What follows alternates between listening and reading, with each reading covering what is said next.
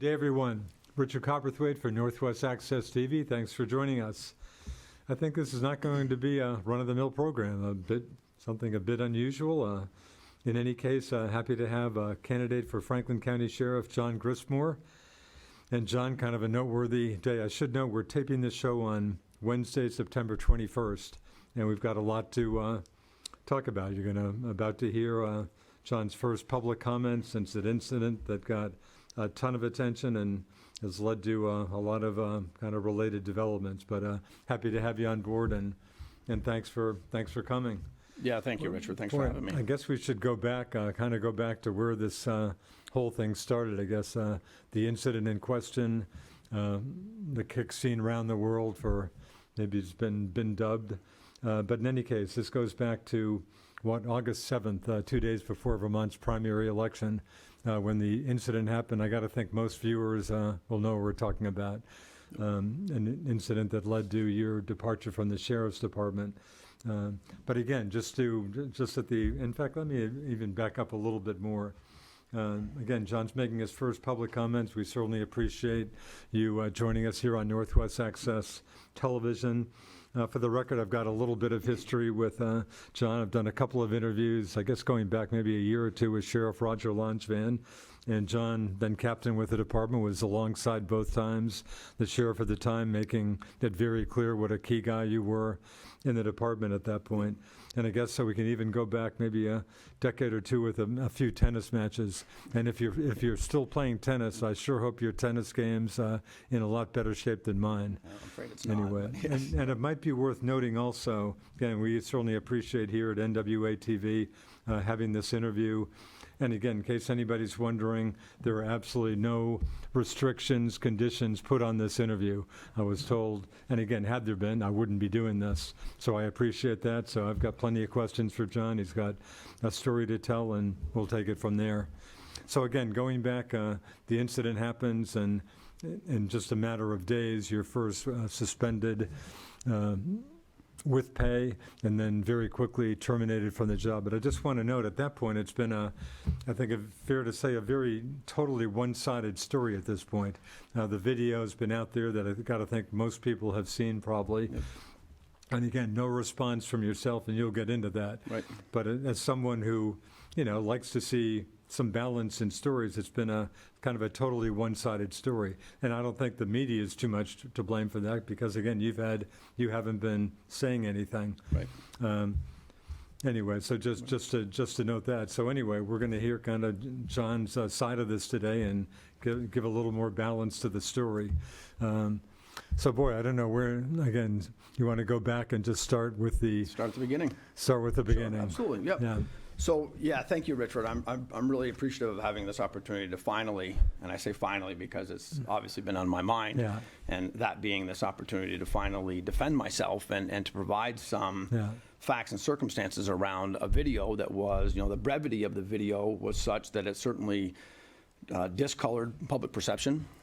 It was a 30-second or so clip of an over 2-hour-long video. That really demonized me as a person, and I think unfairly. And I think, obviously, I don't think I know that once I explain my side of things, I think it'll be much more clear as to what's going on there. But the media, for the record, were given all the video and stuff. Obviously, media picks out the most noteworthy things, but they have the whole video to work with, presumably? Or presumably, I'm not sure. Usually when videos is released, it's the entirety of it. Presumably. But I'm not sure. I wasn't there when it was released. But in any case, however many seconds it was, is what everybody who was watching saw. Okay. Correct. So it was a Sunday afternoon, and I remember it being a rather hot and humid day. Yeah. So I, rather than being kind of stuck at home sweltering, I thought I'd go into the office and catch up on quite a bit of work that I do. I have a lot of responsibilities, had a lot of responsibilities at the sheriff's office. So I wanted to use that opportunity to kind of go into the office and take care of some things. So upon arriving to the office, I get settled in and get my computer systems running and get up all the different screens and systems that I use to conduct my business. And while that's happening, I always have the radio on in my office. I'm always listening to what's going on with my deputies. And again, you're in street clothes. It's not a regular working day for you, so you don't have your uniform on. Correct, yep. Just shorts and a T-shirt and baseball hat, yep, as everybody saw on video. So as I'm kind of getting settled in, I'm listening to the radio, and a call come in to an area that is an area that we've been to a number of times already this summer, and that's the Lappins Bay area. In St. Albans Town. In St. Albans Town, yep. And so we've been there multiple times, and I've had made multiple arrests in that area for fights, for disorderly conduct, for various different motor vehicle infractions, things like that. And it's usually a multi-officer response area. In fact, that when our folks have gone down there throughout the daytime, when I happen to be working, instinctively I'll just go. So I'll go just to be that extra person, and I've been down there myself a number of times. Interesting. Yep. So it's kind of just a difficult area for us. So knowing that, I'm already heightened, and I think of it like if there's a scale of 1 to 10 as to where my concern is, certainly hearing that area, just the area alone brings it up a notch. Right. So I'm already concerned about that. I have 2 folks going to deal with a call. The call was that there was a drunk individual, an intoxicated male, that his parents wanted him to be removed. Specifically, his mom wanted him removed from their house. Had this been someone the department had dealt with before? I don't have any recollection of our department interacting with him. I would later learn, moments later, that he had quite an extensive history. Okay. But nobody that was familiar with me personally, or that I remember us dealing with. The name didn't sound familiar. So knowing that they're responding to this, I'm concerned, and my awareness as to what's going on is certainly now heightened. The 2 deputies get on scene. They're on scene for a couple of moments, and then I hear a garbled radio transmission. So just based on my experience that, I'm not sure, are they fighting with this individual? Have things gotten out of control, and now they're calling for help? So again, I'm up another level in terms of my anxiety, in terms of my stress and my concern. So I'm very diligently listening to the radio. I've kind of abandoned my work just so I can kind of listen to what's going on. A few moments later, I hear the male of the 2. There was a female deputy and a male deputy that went down. The male deputy is asking for a 3rd unit.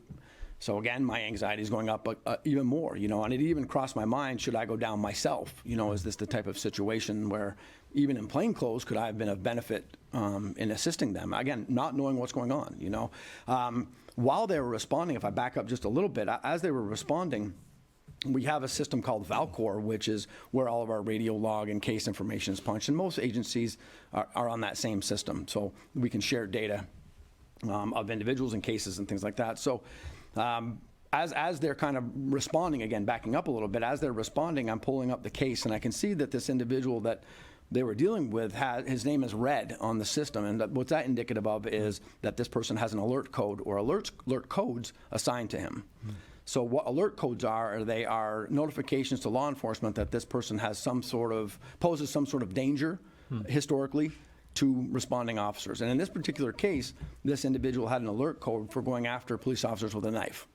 Okay, so again, think of that as like notching up my stress and my anxiety, again, knowing that they're dealing with somebody that has an alert code of this nature in his file.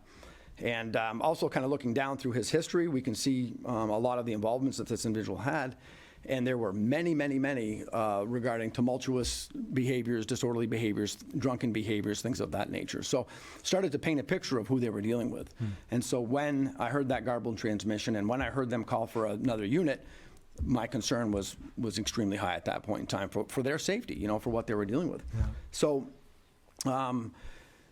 moments after that, they got on the radio and said that they had the individual in custody. So, I was able to breathe a sigh of relief and kind of come down off that anxiety and just kind of wait for them to arrive, So I kind of just waited for them. And while they were en route, I heard the male deputy respond out that he was banging his head in the cage, he was spitting, he was kicking at the cage, and based on my training experience, that's indicative of somebody that's going to continue to be a problem, that's certainly posing a problem, and might need additional assistance to maintain that control of that individual. So a few moments later than that, they were back underway, and they were coming back up to the office. So as they brought the individual in, they escorted him from our Sallyport area, our garage area, walked him into the holding cell, and I was observing this whole time, I think there's this misnomer out there, as certainly indicated by the media, that I came out of my office and wasn't aware of what's going on. I was observant of this entire situation. And again, the issue came up, why weren't you in uniform? And you've addressed that. Not Correct. A regular working day, so you're No reason you'd be putting on a uniform that particular day. Not particularly that Sunday, correct. Yep, that's correct. So the two deputies escorted him in. He was rather compliant. He was vocal, but wasn't physically, resisting any kind of their efforts. They got him on the bench. We have a holding area, a bench area that has a bench, but has a bar underneath it that will use leg irons to shackle their feet so they don't run away, because the holding area is in a room adjacent to where we need to do paperwork. So we can't be in there physically with them. So that's a mechanism for making sure that they don't flee or, around the door kind of a thing. So they had secured his feet, both of his feet, to the bench. Then the three of us left the holding area and went into the deputy's room. And at that point in time, the two deputies started to explain to me what had happened. And they had explained to me that their attempts to talk with him, to reason with him, to de-escalate him had failed. That they thought that they were making progress with him at one point in time, and he jumped out of the seat he was sitting in and started punching the wall near to the female deputy that was there, such that, she had to back out of the way. And then they were able to get him seated again. And then he sprung out of the chair and then approached the male deputy, took two swings at his head, which thankfully my deputy was able to avoid. And then they had to wrestle him to the ground and place him in handcuffs. Wow. So all that while he was, using really horrible language, making threats of harm towards the deputies, et cetera. And they had described to me as well that this individual had spat upon the male deputy's face, and they described me such that it was streaming down his face, that there was enough spit that it was running down his face. And knowing that that's a criminal offense, it's an assault. I was about to ask you that. I'm not sure I was so aware of that. That is, spitting is a misdemeanor criminal offense. It and is. Can even be kicked up to a felony with the first conviction of it? With a second, with a second conviction. Yep, second exactly conviction. right. Yep. So yeah, it has its own law. Its own law was enacted to capture how egregious that act is. There's also a law that notes, correctional officials as well. So that's kind of incorporated in that law, all in the simple assault statute, all in that same kind of category. So knowing that this had taken place and knowing that he had been spit upon, I instructed the male to fill out what's called the first report of injury. So anytime that we're injured, we have to fill out a report, as to what that injury was. And certainly spitting upon somebody could be, I considered it to be an injury, so that's why I directed him that way. They described to me as well that he had kicked the car a couple of times on the way to put him in the car, that he resisted going into the car, and he had to be, force had to be used to put him in the car. They showed me later that the damage, the scuff marks on the cruiser where he had kicked it.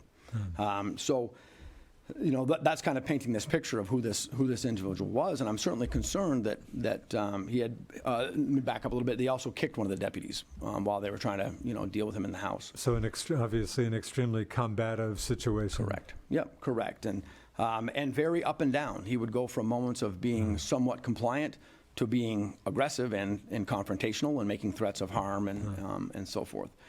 So as that's happening, and again thinking back in my mind that they needed a third deputy to control him from the beginning, I abandoned any office work that I had planned on doing, and I maintained observations and helping of that situation the best that I could, helping with paperwork. Wanted to get him processed as soon as quickly. It can take a while sometimes, and so I remained in the deputy room helping out with the deputies to coordinate paperwork, to assist with, we had a discussion about charges that he was, potentially looking at, and two charges of assault, one for spitting, one for kicking, disorderly conduct for the behaviors that he demonstrated in his mother's house, and then unlawful mischief for the damage that he, kicking the cruiser. And this subject, just for the record, was later indeed arraigned on, I guess those charges, was arraigned on charges? That's correct. Okay. Yep. Yeah, and ultimately lodged at the correctional center. So that's kind of the picture of who this guy was or was being. So while we were in the room and kind of working on getting the affidavit started and all of those kinds of things, we have a camera system that it's not a live or not a recorded feed, it's just a live feed that provides video of the holding area. So we can keep an eye on what's going on. And so as we're kind of heads down looking at computers and getting documents typed, the female deputy was the charging deputy, so she was writing out all of the charges and constructing that affidavit. The other deputy was constructing a supporting affidavit, which, his part of it. While that was happening, I heard a thud, and so I immediately looked up on the screen, which is above there, and I could see that the subject was on his face, on his chest. So I told the other two deputies, get in there and help him up. So They immediately went in, started to assist him. I was in the doorway, off camera, but I was still in the doorway watching this, and you can hear me speak on video a couple of times. And he gets to his knees, and he complains about that hurting and making sounds of ow, ow, that hurt. So I had asked if he wanted to be evaluated by rescue. So he didn't really respond that he wanted to be evaluated by rescue. He was making comments that he wanted to harm himself. He stated that he wanted to go to the hospital. So I went in and I got a portable radio and called rescue myself and had them come down. AmCare? Exactly, AmCare in this case, had them come evaluate this individual. Yep. So the two deputies that were there, were able to get him to his knees and then kind of pushed him back on the bench to have him sit again. Wasn't really resistive at this point in time, but still being a challenge. As they were talking to him, he sprung out of the seat again and he started approaching the male deputy. So male deputy was on the right, female deputy was on the left. If you're looking at the situation, the male was on the individual's left, but on his right from my viewpoint. Obviously had an issue with the male deputy and kept approaching him, kept closing the distance between them such that the male deputy put up his hand to try to push him back. Female deputy's pushing on him as well, trying to get him seated. He's making comments of knocking the deputy's head off, things of that nature. Again, using foul language, homophobic slurs, using the N-word against us, just really being a terrible person. And I could see that they were incapable of controlling him physically. He kept pulling away. He kept have the ability to advance at them. And I was certainly very concerned that he would again fall and hurt himself once he got to the length of the leg irons that caused him to trip the first time. But I was certainly concerned that he could spit again as he had before, that he was in proximity where he could headbutt or bite. And so that was a grave concern of mine. So I went in and with my foot, pushed it on his lower abdomen in his hip area in an effort to seat him back on the bench. And why I used my foot was because I wanted to make sure that I kept my face as far away from his face as possible. Had I gone in with my hands and pushed him down the same way that the other two deputies were, then I would have been in a position where I would have been directly in between them. They each had a side of, either side of him. I would have been face to face with him. And so I was certainly concerned that he could get spat upon, and knowing how egregious that is. And a comment about the law, that law was enacted pre-COVID, so I could certainly argue, and I think anybody could argue that spitting now could be construed as an aggravated assault with COVID, with monkeypox, with whatever else out there, Unfortunately, it might be worth noting you had some some horrible luck with COVID. Your father died last year of almost COVID. Exactly a year ago from COVID. So obviously something, on your mind, probably more than a lot of other folks. Yeah, of course it was. Well, I think it's on everybody's mind. We're certainly well aware of the impact that COVID's had on our society over the last several years.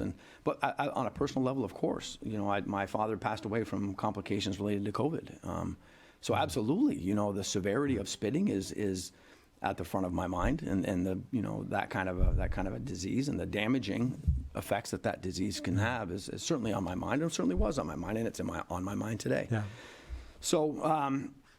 So I went in, pushed him back on the bench, and then ordered him to stay seated. He tried to get up a little bit, so I kind of had to push him back with my foot that was still on him for a couple of seconds, and sat him back on the bench.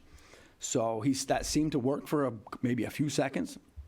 I started to walk away, and then he kind of sprang back up again. And at this time, the male deputy was on the kind of had left his side and walked over to the left side of the view or the right side of the subject to obtain another set of leg irons in an effort to secure them to his hands and to the bench so that he couldn't get up anymore. He couldn't get up anymore. So as I'm approaching him, I've got the female deputy trying to hold on to him. You can see she's kind of leaning into him to try to hold him back and all of that, and she's not having success in doing that. So I went in again to try to help. And as I got close to him, within a couple of feet, I would approximate, he pursed up his lips, cocked his head back, and made that sound like he was going to spit at me. So certainly I perceived that as an imminent threat. Again, we've already established that spitting is a criminal offense, and it's assault. It's classified as an assault. So in an effort to prevent myself from being assaulted, in an effort to prevent the female deputy who was there from being assaulted, and she was also in a compromised position, I used my foot again, this time much more quickly, and made contact with his lower abdomen again. It was on the other side. It wasn't his groin. I didn't kick him in the private areas. I pushed him again much quicker with my foot and two-pronged. One, to create time and space between myself, right? I wanted to create distance between his spitting in my face, but also to try to interrupt the assault that was taking place. So knowing that we have the ability to do that, and I think that that's one of the things that the public doesn't understand, and I think that's why the video is so challenging for people that are outside of law enforcement to see, is that any time that we use force, and that's, Richard, one of the unfortunate things about law enforcement is that we have to use force. I think a lot of people want to live in the world of... You have to be able to use force. Right, exactly. And I think people want to live in the world where there's, we have these great new de-escalation tactics and they work all the time. They don't. To that point, the female deputy that was there that was trying to de-escalate him is the lead of my crisis response team. I put her in that role because she's fantastic at de-escalating folks. Sent her to de-escalation instructor training so then she could train other people on how to use de-escalation tactics. So she was unable to de-escalate him, and it's certainly through no fault of her own. It's because of the state that he was in, and sometimes it doesn't work. We kind of have a funny adage of don't try to reason with a drunk, because it's almost impossible. So we were unable to do that. But the reality of it is that we, as police officers, have to use force from time to time. And if I would certainly argue that if you were to do to every use of force case that's out there what was done to me, and that being providing a snippet of video that lacks context, I would believe that there would be a number of similar situations out there where an instance of a police officer using force is negatively viewed by the public. That's just the nature of it. Like I said, we unfortunately have to use it. 99.9% of us don't like it. We don't like to have to use force. I've never enjoyed using force. I've been in law enforcement since 1997, so that's over 25 years. I've used force less than 5 times. And when I say force, I mean force. I mean, I've never tased anybody. I've used pepper spray once, and that was after an individual had cornered me around a house and was attempting to jump me. I have never struck anybody. I'm just not the kind of person that does that. You've never had to fire a weapon, correct? Never had to fire a weapon, and I've supported tactical teams and been on tactical teams and things like that. And that was one of the questions that came, one of the comments I heard very quickly with people. And again, kind of a one-sided story. We're now getting your side at this point, but I think you've acknowledged, again, I think you don't even like to use the word kick. You don't feel you kicked this person. That to me is more kind of semantics, but in any case, very quickly, one of my friends said, "Poor Richard, I saw the video. I'm wondering. Usually, if something like that happens with a person, there's there may be a pattern of behavior there, and I guess you're addressing us and telling us that has not been the case." It's clearly not the case, and quite to the contrary. And it's one of the reasons that I developed the crisis response team that I've been on this program talking about. I've been on TV a number of times talking about. I've been interviewed a number of times talking about. Because I certainly appreciate and see the value in coming up with better mechanisms for trying to prevent us from getting to the point where we have to use force. One of the things that also needs to be understood, Richard, that's not, I think, understood by the general public is that, we're charged with making decisions in a split second. That we don't have the luxury of Monday morning quarterbacking it the way that the public did, right? They can see the video. They have a lot of time to look at the video 9 times. I didn't have the benefit of looking at video before I made decisions, and I certainly want folks to understand that, those decisions, although as we talk about them today, seem very methodical and very purposeful, they really happen incredibly, incredibly quickly. I mean, all of these thoughts and processes manifest over a very, very short period of time. We rely on our training, we rely on our experience to help guide us in doing that. One of those trainings is understanding our use of force. We have something called the Use of Force Continuum. So that really begins at the most basic level of a police officer's presence. Kids are fighting on the playground and the cops show up and they stop because the cops are there, all the way up to the most serious being the use of lethal force, of deadly force. I guess the County Courier, my first paper up here almost half a century ago, broke the story, I guess, a couple days later. And this is Greg Lamore, the head honcho of the Courier, and just have you react to this, just quoting part of his story. Grismore can be heard accusing the man of spitting at Grismore, but the man was clearly too far away to spit at Grismore when Grismore first approached the suspect and looked him back to the bench. Obviously, you don't buy that. That's Greg's comment. Clearly not. That's a false statement. Yeah.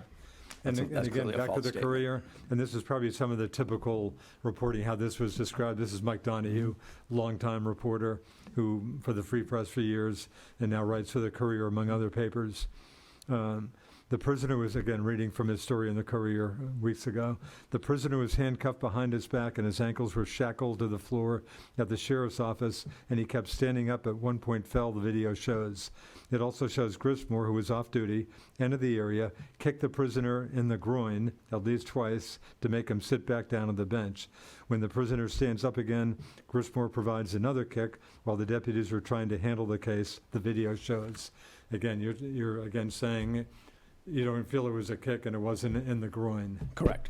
It wasn't a kick, and But it wasn't on the groin. that's certainly what most people took that to be. Correct. Yep. And so again, finally the guy's basically brought under control and is later taken to the correctional center. Correct. So yeah, well, there's a little more to it, unfortunately, before that. So. Okay. So again, going back to the second opportunity that I had to interact with him physically, right? So the second thrust was in an effort. I want to make sure that that's very clear. It was in an effort to protect myself from an assault. It was in an effort to protect my fellow deputy from an assault, and it may be more of a paternal instinct, maybe a protective instinct, but I certainly didn't want anybody to get, continually assaulted by this individual. And I can certainly appreciate that the opinion that the individual is handcuffed. Well, that prevents him from striking us physically. It doesn't prevent him from headbutting. It doesn't prevent him from spitting. It certainly doesn't prevent him from biting and whatever. He still has the ability to inflict damage and cause harm to deputies that are trying to deal with him. So exactly right. So I did that in an effort to interrupt the ability for him to spit and to also create space and time between myself and him. So that's what that was about. I then immediately left the room, retrieved a spit hood, which is a mesh, breathable sack, if you will, that I had in the supply room. I have the supplies, and I had to go to in a room or two over to get to my office. So I immediately grabbed that, came in, and I secured that on his head. And as I'm putting it on his head, he's forming his mouth again to spit at me. So I got out, I kind of threw it on there quickly and got it around him, and then walked away. Yeah. And he seemed to be relatively controlled by then. They were able to get his hands now secured to the bench, so at least he couldn't get up from the bench and hurt himself anymore, and really eliminated the need for us to go in and interact with him again, or certainly reduced that significantly. Right. And he still kicked out. He still pulled at his leg irons. He still screamed and all of that. And I went in myself and checked on his well-being a couple of different times and talked to him. And it's all on video. You can see all that on video. Yeah. And even at one point in time when they were leading him out, he was talking about wanting to harm himself and things like that. And I remember this. I remember speaking to him and trying to say, hey, look, the folks down at the correctional center are equipped to handle, your suicidal thoughts. Yeah. You're having a bad day. You're intoxicated, and I think things will be better for him once he sobers up, and just trying to help him understand that maybe an effort to just that we don't have any ill will against this individual. So he did make some comments. I mean, he wasn't happy with your actions. I guess maybe with all the deputies' actions, but he did, I guess, make some comments, or so I've read in some of the reports anyway. He said that I had kicked him, but he's not to my knowledge did he ever make any exclamation of pain like he did before. When he fell, he said "ow, ow," and that hurt. But when I interacted with him, when I gave him the 2 thrusts, he never complained of pain. He never complained of injury. He would later call me buddy when referring to me. Hey buddy, hey buddy. Again, AmCare evaluated him, found no injury whatsoever with him. So he, it was certainly my understanding that my interaction with him didn't cause him, an injury or a pain or discomfort or anything, Based on nothing, I kind of thought what I might hear from you today, based on nothing, just my own kind of musings about this was, I thought I might hear you say, well, I could have handled this situation better, and I maybe handled it not as well as I should have, but don't hang me on one incident. But indeed, you feel you did nothing wrong here. You're not. Is that accurate? That's absolutely accurate. For a lot of people out there, you see, just kind Correct. of went crazy. How could this guy do this? And you see what's happened to you in the wake of this. You feel you acted appropriately. I do. And I think that, one of the missing pieces, and this was one of the challenges with what the original video that was released that blocked out his face, you couldn't see that he was spitting. But again, we weren't, the public was never afforded an opportunity of context. I wasn't afforded the opportunity to defend myself until many, many, many days after.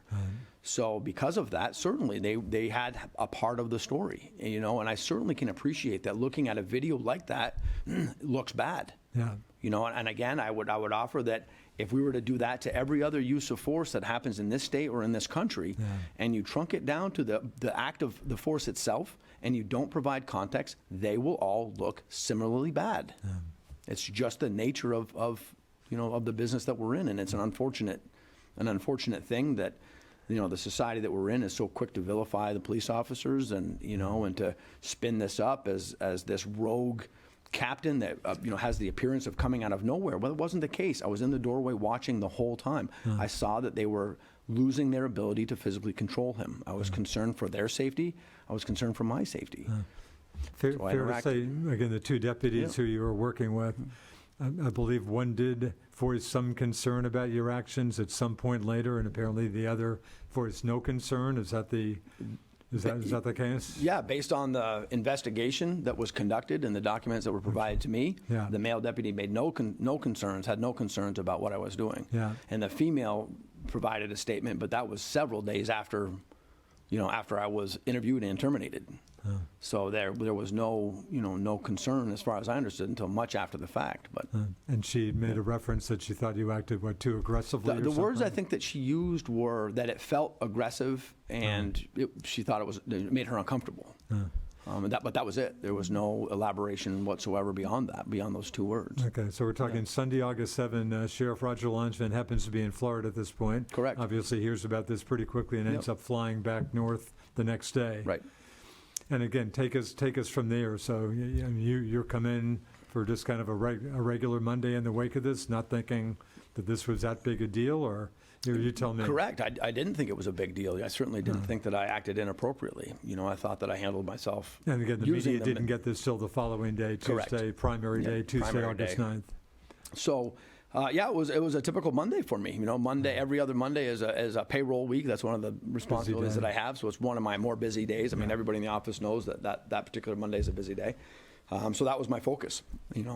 Also with the sheriff being out of town, I assume all of his responsibilities. So such as they are. And at that point, again, you're captain and clearly the number two guy in the department. Yep, by statute. By statute. So it was just a normal day for me, And did Roger get back Monday to the sheriff? I don't have any idea. The first time I saw him was when he came in my office Tuesday afternoon around 1 o'clock. So Tuesday's the first time you saw him. That's correct. And what happens when he comes in and when you see him for the first time? Yeah, I was certainly shocked to see him. I thought I was initially you concerned didn't even know he was coming. I didn't have any idea. No, really? I didn't know if something happened with his family or something bad had happened. And he came in and said that I need your gun and your badge. You're suspended. Wow. And of course I'm shocked, and for what? Makes no sense to me. And he said for the incident that happened this weekend, and that was it. And that one of the other lieutenants would give me a ride home. So I surrendered my gun and my badge and went out the door. So totally came out of the blue to you. Out of the blue. That's correct. And again, suspended at that point, suspended with pay. With pay, yep. Yeah, there's three flavors of action that can be taken, when we learn of some sort of issue that might have happened with one of our folks.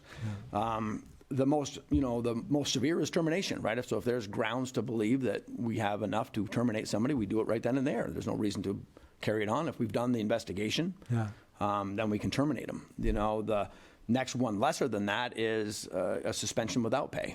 So that would be more to protect the individual, protect the organization, provide an opportunity for an investigation, a fair and impartial investigation to be conducted. And then the less of all of those is with pay, right? So I was released, with pay. And that's all the sheriff said at that point. Did you know or assume that there would be an internal sheriff's department investigation? Was that obvious from the fact that he told you were suspended with pay, or he didn't say that? Didn't specify, but I've certainly conducted my fair share of internal investigations. So you figured that would clearly be happening? Yeah, we would assume that an investigation is taking place. Yeah. Okay, and that did end up happening, and I know you have some comments about that, I guess. But what was the next step for you? So on that Monday, you're suspended with pay. It was that Tuesday. Yep, so Tuesday. I'm sorry, Yep, Tuesday yep. when you saw my mistake, primary The day. 9th. Yep, primary day. But it didn't take long for you to be terminated. When the next step happened? Or? Yeah, so the next thing I had learned was that the story had been, quote unquote, leaked to the Again, on press. primary day on primary Tuesday. day. Apparently the Yep. County Courier first reported it. Only hours after I had been suspended. Wow. And I kind of heard about it through the grapevine. I had no knowledge of that at all, but I had heard that this was now in the press and was now making its rounds, and certainly just completely shocked because it's so unprecedented. That there were 4 people that knew that I was being suspended: myself, the sheriff, and 2 of the 2 lieutenants that are there. Yeah. I didn't release it. So how would it get released, I right? probably should know one of those lieutenants, Mark Lauer, is still with the department and indeed is one of the other 2 candidates running for sheriff. That's correct. Along with Gail Messier. That's Should have correct. noted 3 candidates now running for sheriff. Right. So so when did you get the word on the termination? So that didn't come until the 18th. So the 18th. Yep. So So nine days later. 9 days later. So then the next day, so this would have taken us to the 10th. Yeah. I had learned that a press release that the sheriff released a press release and the video, and then that kind of started everything, and there's a lot of bits and pieces which we're certainly going to communicate at a later point in time. We certainly don't have enough time to get into all of that stuff today, but there's a lot of bits and pieces. But the long and the short of it is that I didn't get an opportunity to have an interview until the 18th. I was interviewed and terminated on the same day. Really? Yep. How much longer after the interview? How much of a time gap was there after the interview before you got the word you were terminated? Later that day, that same day. Later that day, I had learned, again through the documents that the sheriff's office provided to me, that that my termination letter was crafted and then also mailed out the same day as well. Interesting. Yeah. And meanwhile, in state police, did you know at that point, or did the sheriff say there would be a state police investigation? Did you know that was happening then, or was that later on, or what's about the time frame for what we assume? Again, I mean, state police have been investigating this, and I guess that's all we know for sure. I did talk to John Lavore, the state's attorney, just took over for Jim Hughes, and again, recruiting him for a show that I'll be doing with hopefully all 3 of you candidates. But I asked him any new info, and he said, no, I don't have any info. So presumably, I mean, we know state police have been doing an investigation, and that's about all we know. I mean, we've heard nothing that's come out of that. Correct, and we learned that we had the first that I became aware of it was in the press release that the sheriff had submitted. So the sheriff mentioned that in the press release. Mentioned that there was a criminal investigation. That's the first I'd ever heard of it. Nobody had ever told me that there was a criminal investigation. Okay. Certainly didn't make sense to me that there would be a criminal investigation. And obviously one the sheriff's department wouldn't be doing, obviously, for conflict of interest. So that was kind of normal that they would ship that out to state or would be shipped out to state police. Correct. Okay. Yeah, I mean, typically they're called internal investigations for a reason. So just like any other personnel matter, those matters are not available to the public during the investigation process. We obviously know that wasn't the case, that those details had been made public, and both through the leak of the story and through the video and the press release that they were providing information outward during an internal investigation. Right. So how it's supposed to run is that, we conduct those investigations. They are internal. We do all of our things. We give the opportunity for the accused to have their say. Then we review those facts and circumstances and come up with a determination. So you feel there should have been zero publicity about that? That's correct. Until the internal investigation was completed? Absolutely. Even though there's a state police have been called in to investigate? Absolutely. I mean, that strikes me as pretty newsworthy, but you're saying with an internal investigation, that should have been done first? Absolutely.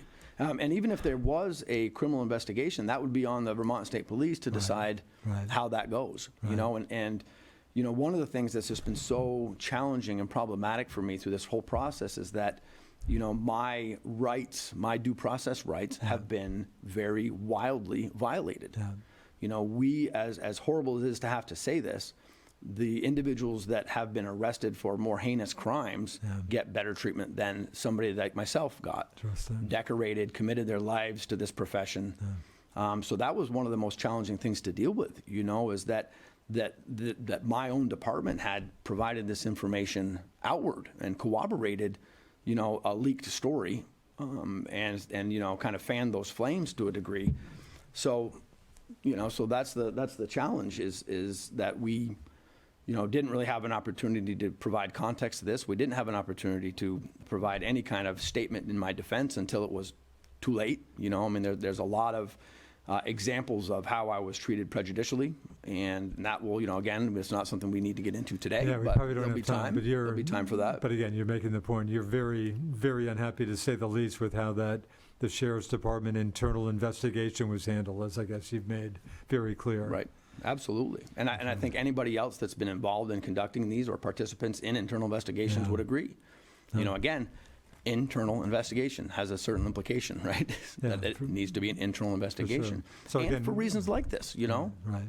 So we know state police have been doing an investigation, and again, I guess we'll see what, if anything, comes out of this. But right. And Richard, too, I only learned that by reaching out myself. Right. Nobody had ever come to me and said, hey, we're conducting a criminal investigation. But I thought you said the sheriff mentioned that. He put it in a press release, but nobody had said it to me. Nobody said, hey, John, this is what, you need to participate in, or something of that nature. Gotcha. But eventually you were interviewed by state police. I was able to contact a member of the state police, and then got a return email saying, yep, they wanted to meet with me and, to discuss the matter. And I did, and where that is, I'm not sure where that's at right now. Interesting. From your point of view, you just would be blown away, astounded if a criminal charge came out of this.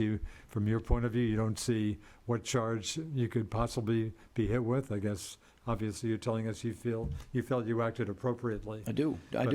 Yep. So I do feel so like I you're acted not. appropriately. I guess my question: you're not concerned about getting a possible criminal charge out of this? I don't. Well, I'm sure you're concerned, but you don't. Of course, yeah. You obviously don't think there'd be any basis for that from your point of view? Well, correct. Well, based on the elements of the offense, they don't exist. Simple assault comes to mind. I guess that's about the only thing that would pop into my mind. Right. That's the only one that could pop into my mind as well. And again, I'm not sure what the state police is investigating. Are they looking at a potential criminal thing? Right. Are they looking at the use of force thing? I still don't know. Yeah. I still don't know. That information's not been made available to me. So, right. but I'm not sure where that's at. Right.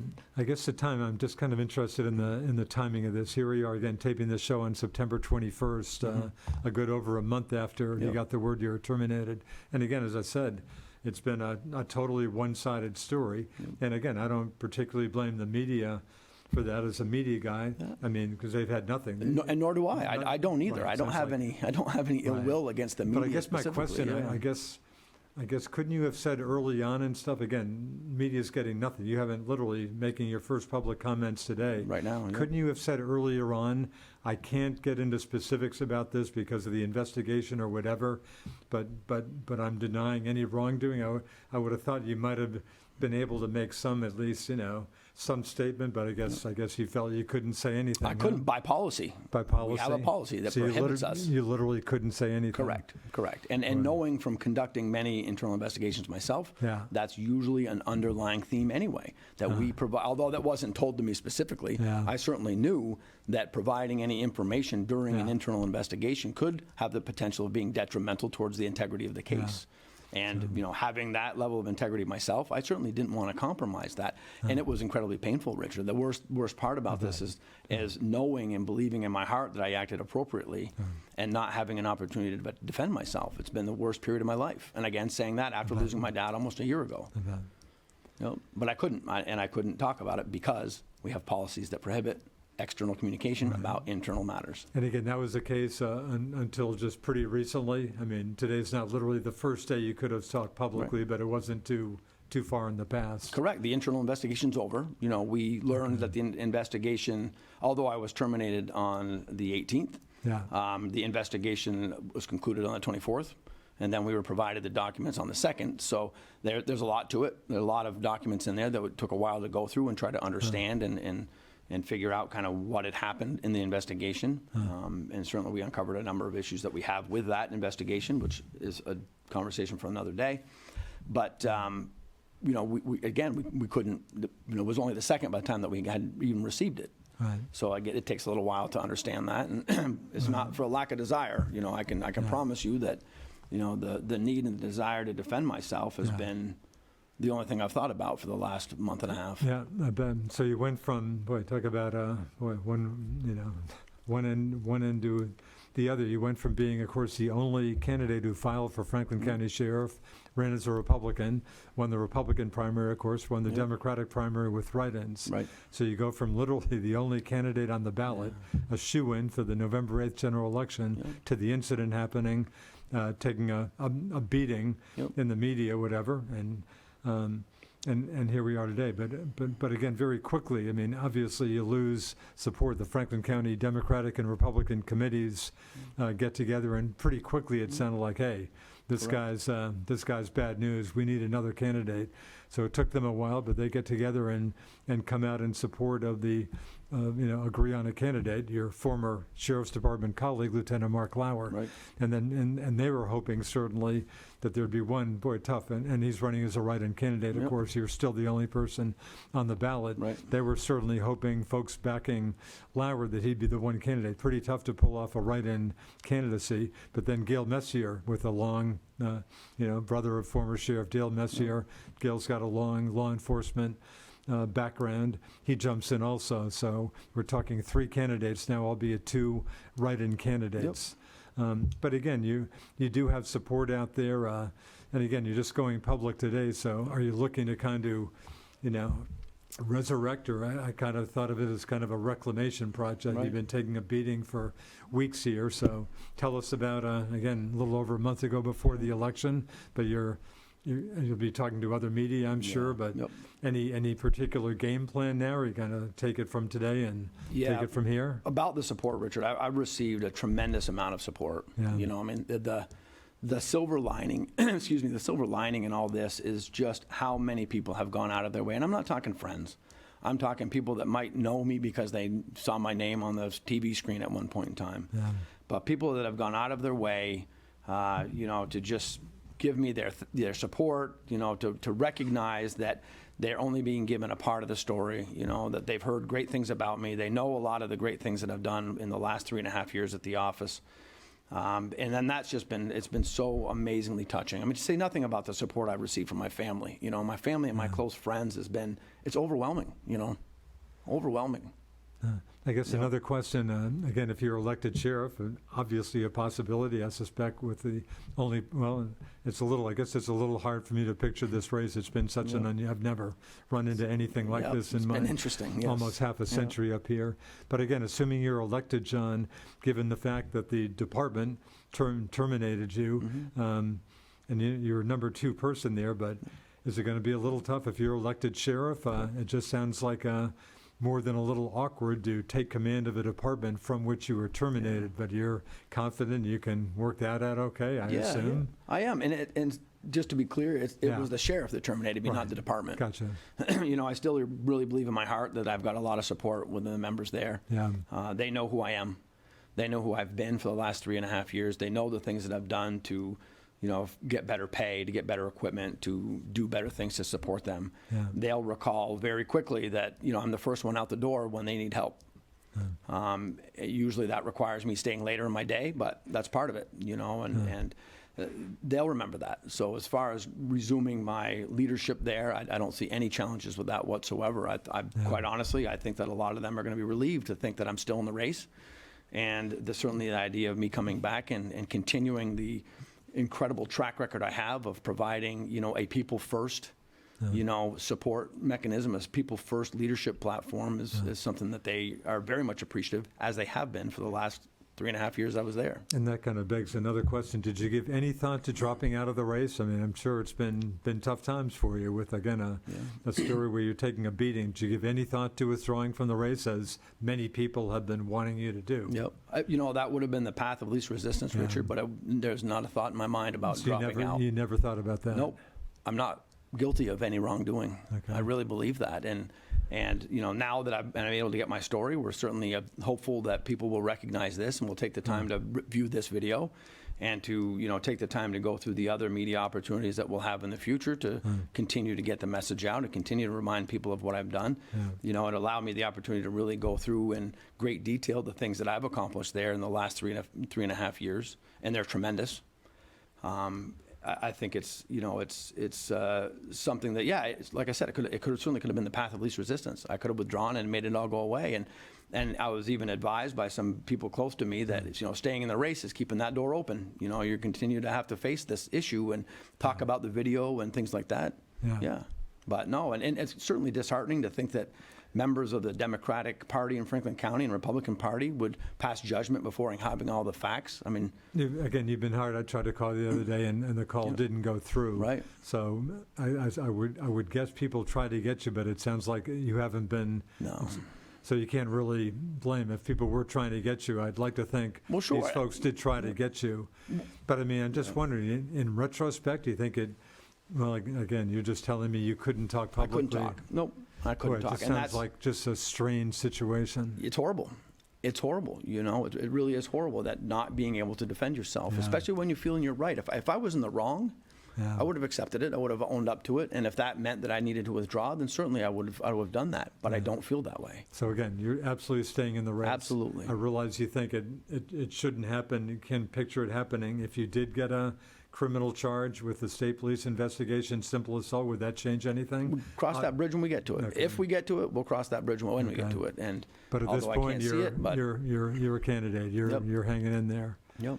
Can you talk about the rest of the campaign, or is it a little earlier for you to talk about that? But no, I think it's early. You know, I think obviously, you know, meeting with you today, Richard, was our first step. Yeah. You know, we wanted to use this as an opportunity, given how, you know, just the breadth of this issue, you know, how complex it is. There's just so many moving parts. There's a lot of parts that we, as you know, don't have time to get into today, which we will certainly share with the world, you know, in the coming days. Yeah.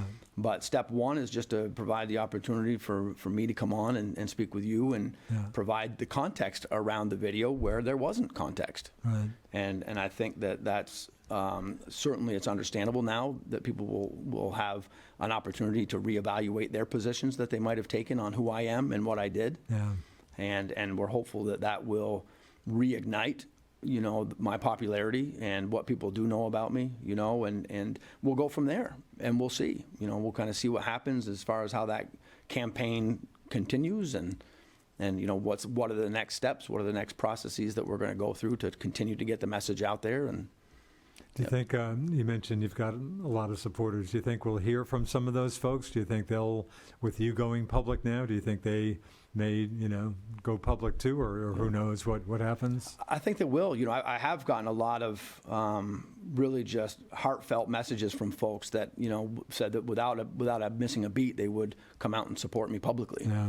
So, and you know, and people from the community, you know, members of the community, and I was telling, you know, this the other day, I was just driving into, coming out of getting a coffee, and somebody I've known for a long time, that's a prominent business person in the area, you know, stopped in traffic to roll down the window just to ask how I was doing, and that he, you know, I still got his vote. And this is before knowing the facts, right? But just somebody that knows who I am and didn't have to say anything.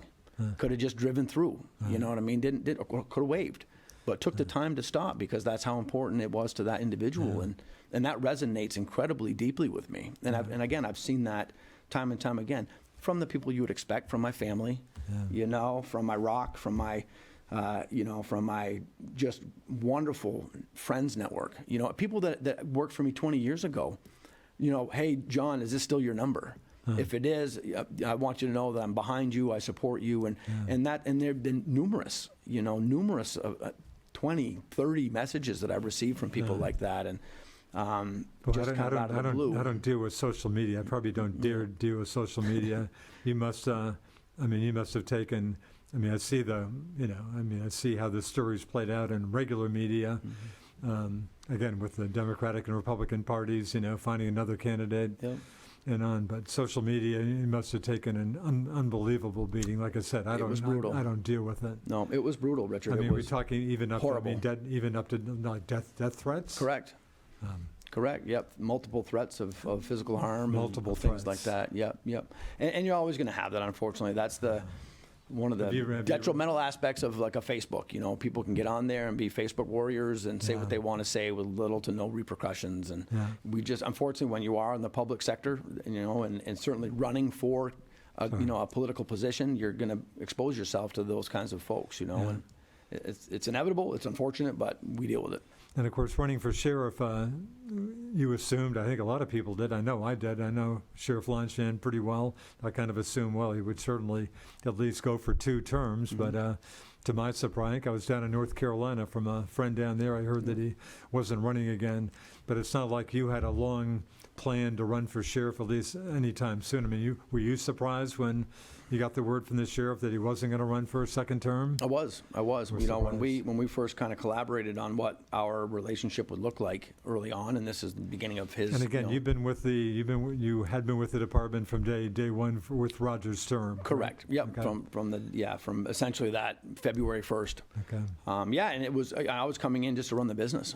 You know, I had no aspirations of doing anything more than that. It was a kind of a win-win for me because I'm very business oriented. I've run multi-million-dollar organizations in the past. And it is, as we've talked, it is a real business. It is a real business. Yeah. I don't think a lot of people understand that. I'm sure they don't. That sheriff's offices have to have the accounting, the payroll, the HR, you know, all the business development, the sales, you know, and contract management. Right. It's so different from, say, St. Albans Police Department, which gets a good chunk of the city budget that people like me typically vote for every year. So it sounds like it's a very different situation. Well, I think the process is pretty similar. It's that they just have different groups to handle it. You know what I mean? So there's accountants at City Hall that. But I mean, City PD, they know exactly how much money they have to work with and don't have to go out and hustle for any of it. Correct. Yep. And we do. You know, we're self-made. You know, the sheriff's office is self-made money. You know, and you know, under my leadership, we've grown that tremendously, which required a whole nother level of attention and focus on detail and forecasting budgets, that kind of thing. More personnel, more cruisers, more everything. But yeah, going back to your question about how it kind of started is that I was just going to come in and help them with the business, and so that's kind of how it started, and it was a win for me because I still was certified, and I could still work part time here and there, which I love to do. I mean, I still very much appreciate the skill sets needed and the benefits of being an on the road police officer. I always have. And then he promoted me to the rank of lieutenant, which was in effect the number 2 slot at that point in time. And put me in a much more administrative role and, you know, providing direction to uniformed personnel and handling a lot more responsibilities. And then ultimately, as we continue to grow, you know, I think the St. Albans Town contract was the first that really promoted and that big growth. Contract for you, obviously. And he promoted me to captain. But yeah, I've held that chief deputy slot for multiple years, but it's just, I went from lieutenant to captain. And the sheriff encouraged you to run when he told you he wasn't running again. Did he say, John, why don't you think about it? Or he didn't really give me much of a choice, you know. But so he pretty much expected or hoped, and we're down to under a minute here. Yep, I think he certainly hoped it. It wasn't something that I had ever envisioned, but you know, and I did hem and haw on it a little bit, but. You know, thinking about my people, and I told one of my new guys that, you know, I said, you know, and this is a kind of a funny way of saying it, but I didn't trust the future of his bright, you know, I didn't trust his bright future in the hands of anybody else. So of course I would do it and can carry on the great things that we had started. Okay. I guess we're going to leave it right there. Awesome. So again, November 8th, I do want to quickly mention I'm going to be interviewing, I hope, all 3 candidates for sheriff, John Grismore, Mark Lauer, and Gil Messier, on these airwaves in early October, so I look forward to that. But thanks for the time. It's good to hear another side to this pretty crazy story. John Grismore, thank you for guesting with us. I appreciate it. Great. Thank you, Richard. And thanks to my producer, Alan Cunningham, who does all the hard work around here. Thanks for watching us on Northwest Access TV. See you next time. I'm Richard Cowperthwait.